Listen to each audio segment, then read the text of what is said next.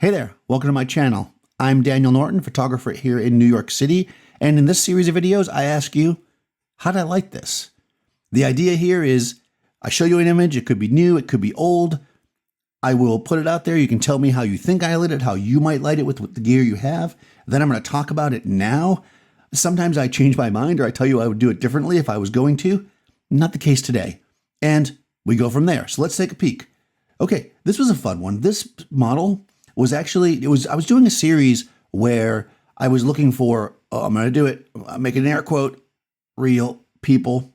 I basically said, if you have ever modeled, if you've ever acted, I'm not looking for you. Because the thing is, when you look for people, that's always the models that answer things. I wanted people that were new in front of the camera. So it took me a while to find people. I put postings out and stuff. And this young lady showed up. We actually ended up shooting together multiple times. So maybe then she became a model, I don't know. And this was one of the earlier shots we did.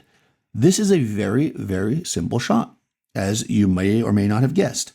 Basically, it is a softbox. It is a small softbox, a very small softbox. It's right overhead. So if she's standing here,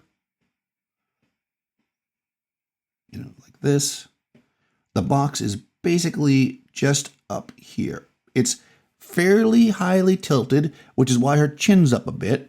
Right? But we can see when I put in here that you can see it right there in her eye because it's pretty darn close to her. Now, that's why the shadow here, this is actually a good example of hard soft. That's why the shadow here is soft, because the light's very close to her, which means the light is softer because it's bigger.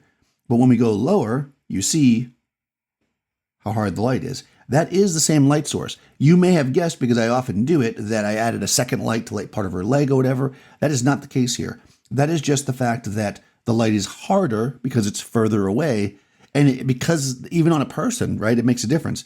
Now, it's hitting the background and the ground in general, so it's filling this shadow, which is why the shadow's not super dark at the bottom, but we do see how it's lighter at the top. It's literally one small softbox. Actually, it's lit very similar to how I light myself right now. So it's just one small source, very close in front, dropping down, lights it up. If you could see my legs, actually there's no shadow on my legs because there's a desk right here. But if there wasn't a desk there, that's what you would see. Nice and simple. Sometimes we don't have to go too crazy. And I found, and you may find too, that using smaller softboxes is a great way to create shape and form, but still keep the light gentle enough so we don't get glaring highlights all over the place, because of the diffusion helps with that. Let me know how you would like this in the comments below, or if you got it right or wrong. Also, check the description. I'll put notes in the description on stuff that I use to light this, etc. Also a link to my Discord server if you want to sign up over there and join the conversation.